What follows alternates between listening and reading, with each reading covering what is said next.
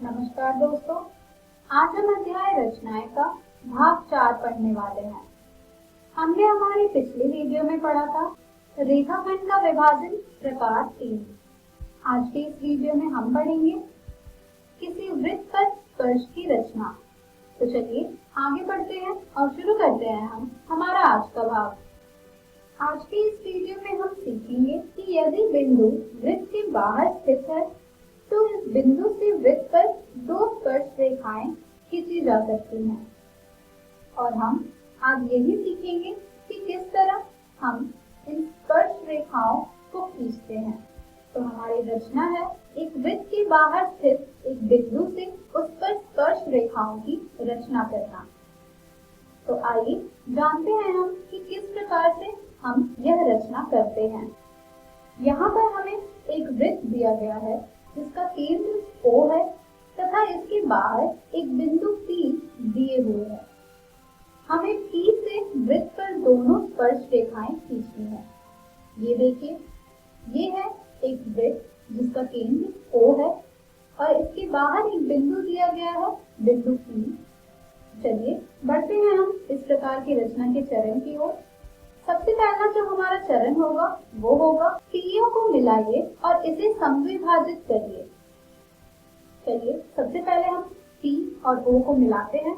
ये हमने मिलाया P और O को और फिर हम इसे समविभाजित करेंगे। समविभाजित करना आपने अपनी पिछली कक्षा में सीखा होगा। समविभाजित हम कुछ इस प्रकार से करते हैं। तो ये हमने PO को समविभाजित किया और यहाँ पर हमने मान लिया है कि PO का मध्य बिंदु M है। इसके बाद हमारी रचना का जो अगला चरण होगा वो होगा M को केंद्र मानकर तथा MO त्रिज्या लेकर एक वृत्त खींचिए। यहाँ पर हम मान ले रहे हैं कि M हमारा सेंटर है अर्थात केंद्र है और हमारी त्रिज्या जो है वो है MO। तो चलिए अब हम त्रिज्या MO लेकर एक वृत्त खींचते हैं।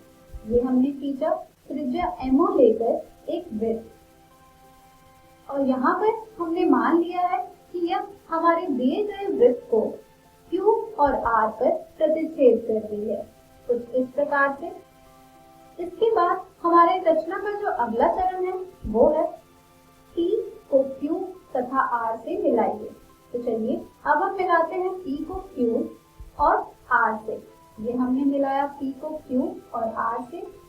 जब आप P को Q और R से मिला देंगे तो आपको प्राप्त हो रहा होगा कि स्पर्श रेखाएं आपने खींच ली है और यही PQ और PR हमारी दो अभिष्ट स्पर्श रेखाएं हैं। तो चलिए अब हम जानते हैं कि किस प्रकार हमें इस रचना से स्पर्श रेखाएं प्राप्त हुई हैं। अब हम O और Q को मिलाएंगे। ये हमने मिलाया O और Q को। O और Q को मिलाने के बाद चूंकि कोण PQO अर्धवृत्त से बना एक कोण है, इसलिए कोण PQO का मान हो जाएगा 90 डिग्री। और अगर कोण PQO बराबर हो जाएगा 90 डिग्री का तो यहाँ से हम कह सकते हैं कि PQ लंब है OQ पर। और ऐसा हम इसलिए कह सकते हैं क्योंकि कोण PQ बराबर है 90 डिग्री के। अब जब कोण PQ लंब हो गया है OQ पर तो यहाँ से हम कह सकते हैं कि OQ दिए गए वृत्त की त्रिज्या है, इसलिए PQ वृत्त की स्पर्श रेखा होगी। और इसी प्रकार से हम PR के लिए भी कह सकते हैं कि PR भी वृत्त की स्पर्श रेखा होगी। तो इसका औचित्य देखने के बाद हम कह सकते हैं कि PQ और PR ही इस वृत्त की स्पर्श रेखाएं हैं। चलिए अब हम बढ़ते हैं इस प्रकार के एक प्रश्न की ओर। हमारा दिया गया प्रश्न है 6 सेंटीमीटर त्रिज्या का एक वृत्त खींचिए। केंद्र से 10 सेंटीमीटर दूर स्थित एक बिंदु से वृत्त पर स्पर्श रेखा युग्म की रचना कीजिए और उनकी लंबाइयां मापिए। चलिए बढ़ते हैं हम इस प्रश्न के हल की ओर। हल में जैसा कि आप सब जानते हैं, सबसे पहले हम एक 6 सेंटीमीटर त्रिज्या लेकर वृत्त खींचेंगे। तो चलिए सबसे पहले हम 6 सेंटीमीटर त्रिज्या लेकर एक वृत्त खींचते हैं।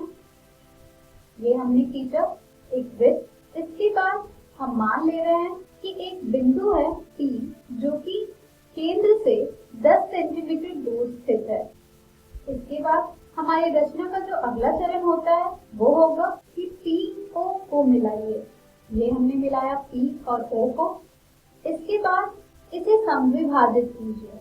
तो चलिए अब हम समविभाजित करते हैं P O को।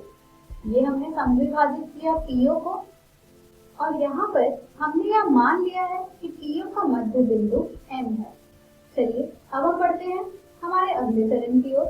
हमारा अगला चरण कहता है M को केंद्र मानकर तथा MO त्रिज्या लेकर एक वृत्त खींचिए। तो चलिए अब हम MO त्रिज्या लेकर एक वृत्त खींचते हैं। ये हमने खींचा एक वृत्त MO त्रिज्या लेकर।